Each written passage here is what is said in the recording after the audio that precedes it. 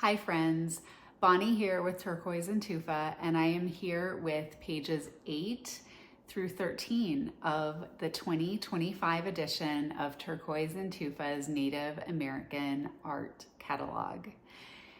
This page is really special to me. I think the pieces on it are just calling after my heart. The first piece you'll notice on the page is, of course, this giant necklace by Hopi artist Raymond Sequaptewa. You can see it a little bit better in your catalog, but this is a carved figure, almost a sculpture of a native figure here, and he's wearing a carved bear cloak. There you can see it a little bit better. There are accents of beads, a feather. You can see the guy's carved ribs here.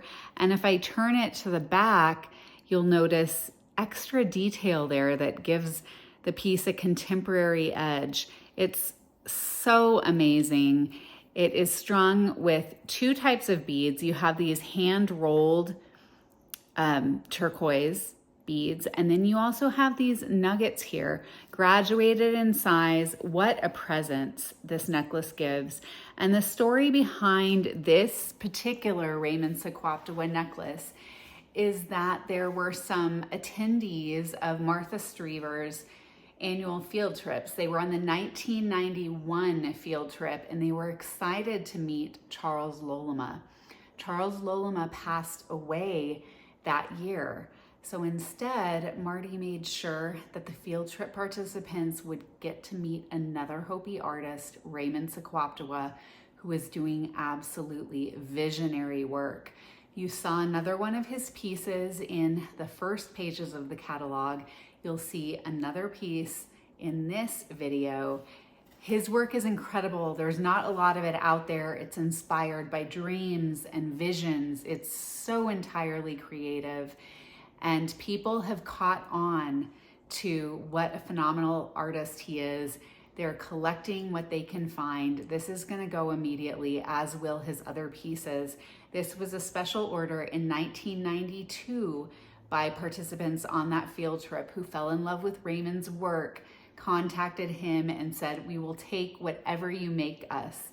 In fact, the necklace that you'll see later on in this video is another piece from that era that was collected by the same field trip attendees. So what a wow piece. To go with it, I've got some wow earrings. These are hand done by Liz Wallace. They are traditional in style, set with this gorgeous natural turquoise. Notice the hearts up there. You can see them better in your catalog. What a wow pair of earrings. I don't care what you wear with these, they will get noticed. They are just mind-blowingly gorgeous. The next piece I have for you is a stunner. It's a really special piece. It's a badger paw bracelet by Preston Monongye, and it's tufa cast silver. As you know, his work is exceedingly collectible. He's no longer living.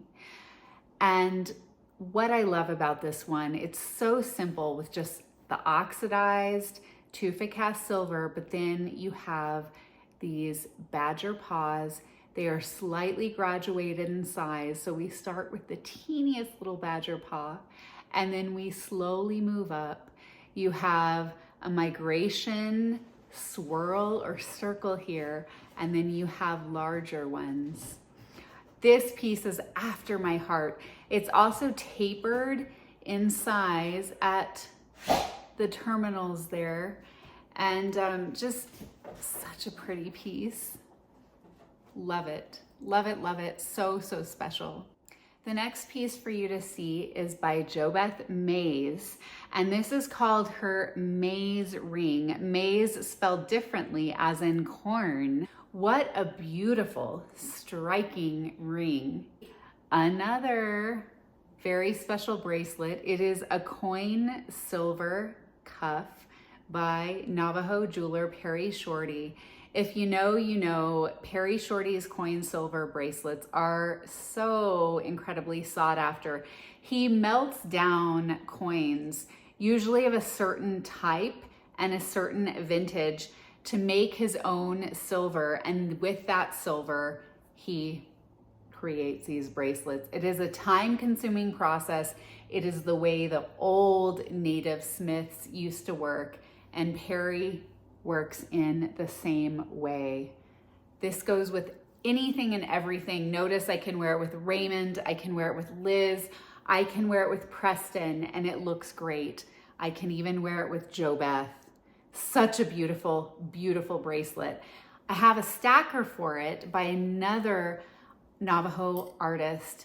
Unfortunately, he is no longer with us. He passed away way, way too young, but he leaves with us a body of inspired work that is so wearable, so beautiful, so elegantly done. His name is Albert Lee, and let me show you this particular stacker. Here it is.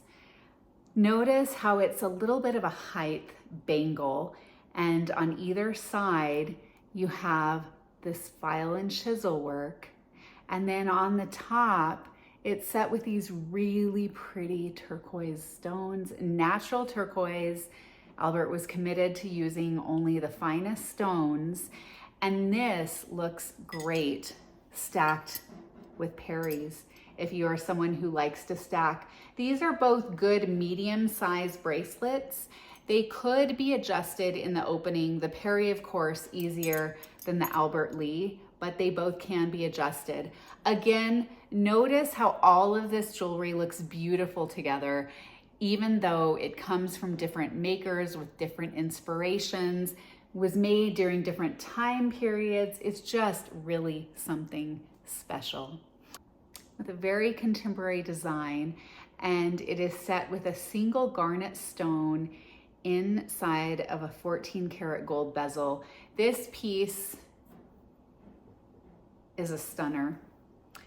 Look how wide that is.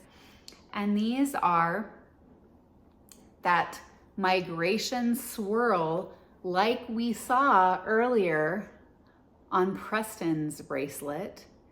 It's a recurring theme in much native jewelry and even native pottery. These are really, really pretty earrings. Tufa cast sterling silver with a little bit of 14 karat gold accent, and you've got 14 karat gold posts on there too. And if you know the price of gold right now, you know that 14 karat gold posts are very, very luxurious to have. I did not plan this, but look at the swirls in my dress. They are perfect with this pair of earrings. Aren't they beautiful? And this is kind of, again, playing on the circular theme of this page. This is by Shawn Bluejacket. We have another garnet in there, like Norbert's. So you could stack it, but what I want to show you about this one, this is a silver bead that actually turns. I mean, how great is that design? The next piece I have to show you is this pin pendant by Eugene Nelson. Let me see if I can show you that whole thing. It uses turquoise, but he has also used alternative stones in there. Like you have carnelian, you have lapis, there are gold accents, a little bit of coral. Eugene Nelson is a Navajo artist, kind of a Renaissance man. Like Richard Chavez, he has trained in architectural drafting, mechanical drawing. He is also trained in art history, and it shows in these pieces, which are completely hand fabricated. And again, wouldn't that look beautiful as a little pendant? If you're someone who doesn't want to wear giant jewelry, but you want your jewelry to be something that is very special. These are sought after because they're affordable and because they're so pretty. Every time I have one of these, I mention how women love to purchase these and wear them as stackers. So you'll have a whole arm of Gail Bird and Yazzie Johnson bracelets that are different stones. I'm happy to have one, even though it's just one for you. It stacks beautifully with this Norbert. Let me put it on there. So if you don't have another Gail and Yazzie bracelet to stack with, you could stack it with this Norbert. Now we move to these Gail and Yazzie earrings, and oh my goodness, hold me back. They're both done in 18 karat gold. Can you see that? Look at that sheen. They're just so pretty. Look pretty with this Norbert bracelet, because the Norbert bracelet has this 14 karat bezel. They even look pretty with this chalcedony bracelet by Gail and Yazzie. So these are the pink rhodonite earrings. Gail and Yazzie are known for using alternative stones. How beautiful are those? So pretty. Something I neglected to show you when I walked you through the first section of the catalog was a Gail and Yazzie ring of turquoise, because I decided to add it at the last minute as a special for those of you who are just looking at the online catalog. I thought you could have a little something special. Look at that turquoise. This is 18 karat gold. Because Gail Bird and Yazzie Johnson are known for their alternative stones, it's extra special when you find a piece set with turquoise. And of course, they went all out and used some of the best turquoise that one could find. So that's the Gail Bird and Yazzie Johnson ring that was left out accidentally from the earlier video. Richard Chavez of San Felipe Pueblo, who was also an architectural draftsman like Eugene Nelson, he is known for his inlay jewelry, of which you will see later on in the catalog.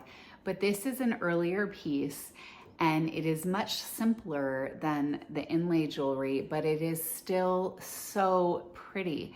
You have 3 layers here. You have a silver layer, and then you have a 14 karat gold layer in this band ring. And then on top of that, you have this silver layer, a really fine silver layer. It goes so beautifully with any gold that you have. It's so easy to wear. It doesn't even have to be worn with Native American jewelry. If you want a transitional piece that is Native American, but you want to wear it with your diamonds and gold, this is your piece. It's signed on the inside by Richard. Let's see if you can see that hallmark. He signed it multiple times.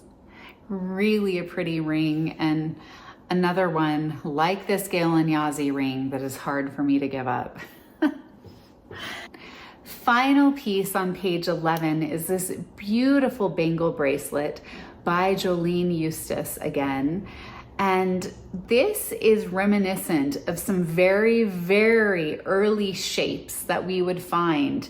However, it's a contemporary piece. Notice, like those earrings I had on earlier, it has another one of these migration designs in 14 karat gold, and it has these little 14 karat gold beads at the terminals. Such a gorgeous piece for stacking. And I want to tell you something very special about this bracelet. If you think to yourself, what would be the most important piece in my collection? What would be the one piece that I would not want to give up? This piece came to me from a collector that I knew very well, who attended some of Marty's field trips.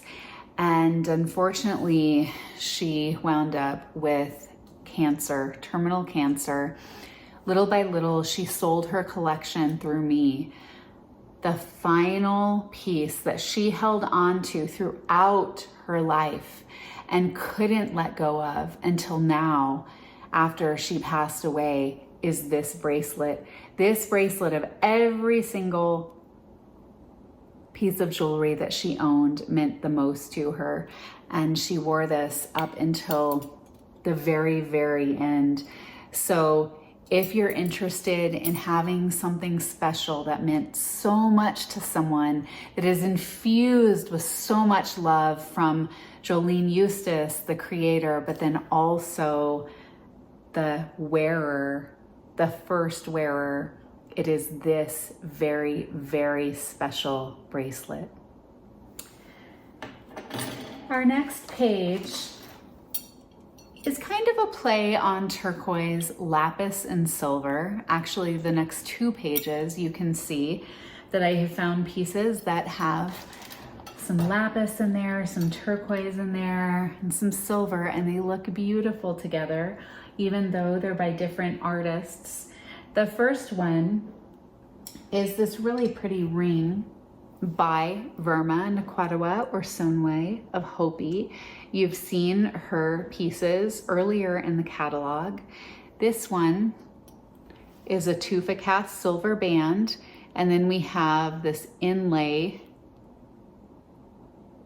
portion that sits a little bit up above the finger, and we have turquoise, gold, and lapis in it. It's really a pretty, pretty ring. And it looks beautiful with these other rings because you have gold in there. It looks nice with this Richard Chavez. It looks beautiful with this Gail and Yazzie. So again, jewelry from different artists can be mixed beautifully. Then I have a bolo by the late and great Navajo artist, Victor Beck. One time on Marty's field trip, we went out to visit Victor Beck and his family. There, you can see better. We went to visit Victor and his family out at his sheep camp, and boy, was it an experience. We ate with them. We had homemade tortillas, and those who were adventurous in their eating ate mutton stew, and we were presented with some very special jewelry. This bolo is set with a very high-grade lapis stone. You can see almost the stars in there that have kind of a gold and a silver look. And notice what a beautiful bezel he has set that in. It's multi-layered, so it sits, the stone kind of sits up above the base of this. This would be beautiful for a woman or a man. Has lovely handmade silver tips, very contemporary. It's very simple, but it's oh so beautiful. And again, if you're somebody who loves this royal blue of lapis, boy, is it beautiful. The next piece I have is not Native American made, but it is exceedingly rare. It's the belt buckle. You have a teeny tiny piece of lapis in there with turquoise, wood, shell, and more wood. This piece is so rare. It was done by a woman named Karen McCullough. It is signed with Karen's hallmark. Karen was the girlfriend and the pilot of Charles Lolema. Charles Lolema had his own private plane, and so Karen was one of his pilots that flew him around, and they became romantically involved. Like Lolema's more famous ex-girlfriend, Evely Sabati, Charles taught Karen McCullough how to make jewelry. This piece comes from that era in the 1970s when Charles and Karen were together. You know that Charles had a hand in this buckle. There are not many pieces of Karen McCullough jewelry out there at all. In fact, this is the only piece that I have ever handled of Karen's. Unfortunately, Karen died in a plane crash in Tucson. So that was the end of Karen's jewelry making. And I don't know that there is any evidence that Karen continued to make jewelry once she and Charles were no longer an item. So again, a very, very rare piece, kind of more esoteric for those of you who are really, really madly in love with all things Loloma. This piece though, I just want to point out, because of that little tiny stone there in lapis, how cool would that look with this bolo? They just go great. We have a Navajo artist, non-native artist, who is inspired to make jewelry by one of the leading Hopi artists of the time. So really, really neat. A lot of cross-pollination, as we see so often. We're back now to Raymond Sequaptewa. I told you earlier in this video that I had another piece, another very rare piece by Raymond Sequaptewa, and we have come to it. This is from that same era in the early 1990s. It was ordered by the same couple that ordered that massive pendant necklace. You can see how creative Raymond Sequaptewa is. We have a little bit of lapis in there again with some turquoise. Love how we have this one drilled bead. And then he's created these dangles of hishi. And what I want to point out to you in this piece, these dangles could potentially throw this pendant off so that it kind of hangs that way. But look how ever the fantastic technician Raymond Sequaptewa has created this extra little piece to act as a counterbalance to the weight of these dangles here. I'll put this on, and again, I want to remind you all that these pieces have so much more presence in person than they do on the video. Now this necklace, so that you can see it, I can tie it on my neck shorter because we just have a hook here and a chain. So if I wanted you to see it and if I wanted to wear it shorter, I could do that. I'm just gonna go ahead and put it on like this. I realize you can't see it perfectly, but notice, I'll stand up. Notice how it hangs perfectly, again, because we have this counterbalance here. What a beautiful piece of jewelry. Such a beautiful piece of jewelry. And then I have another Preston Monongye bracelet for you. This is a very early piece. And notice how we have this channel inlay section, channel inlay turquoise, kind of set in a trough here. And then we have the swirl section in the tufa cast silver. And then another shorter section of channel inlay. Like many of the greats, Preston's work is asymmetrical perfection. Beauty is not always in perfect symmetry. And then on the inside, there's just little imperfections that maybe he did here on purpose. This piece is an unsigned Preston, but I have documentation for you showing that this piece was supposedly part of Preston's own personal collection of jewelry, and he wound up either selling it or gifting it to Mr. Miller, who was one of his personal friends. So that's pretty cool to have that kind of provenance for an unsigned piece. I want to show you these two Prestons together because they could be stacked if you wanted to stack them. They have somewhat of a similar look.